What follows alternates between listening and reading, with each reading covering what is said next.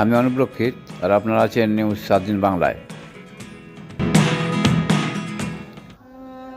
প্রয়াত হলেন প্রবীণ হৃদরোগ বিশেষজ্ঞ ডাক্তার কান্তিভূষণ বক্সী। মৃত্যুকালে বয়স হয়েছিল 96 বছর। ডাক্তার কান্তিভূষণ বক্সী শুক্রবার রাত 2টো নাগাদ সল্টলেকের একটি বেসরকারি হাসপাতালে মারা যান। শোকস্তব্ধতার পুত্র, কন্যা, নাতি নাতনি সহ চিকিৎসক মহল। অবিভক্ত বাংলার চাঁদপুরে জন্ম ডাক্তার বক্সীর। কয়েক দশক ধরে স্বক্ষেত্রে কৃতিত্বের সঙ্গে কর্মরত ছিলেন।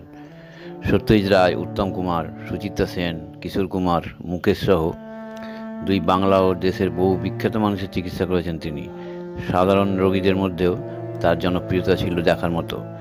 ব্রিটিশ কার্ডিয়াক সোসাইটির আজীবন সদস্য ছিলেন তিনি। 1975 সালে কার্ডিওলজিক্যাল সোসাইটি অফ ইন্ডিয়ার প্রেসিডেন্ট ও গভর্নর হন। তার উদ্যোগেই পুরো ভারতে আইসিসিইউ চালু হয়।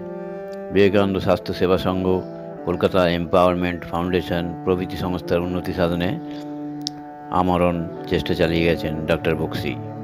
প্রতিবেদন নিউজ 7 দিন বাংলা।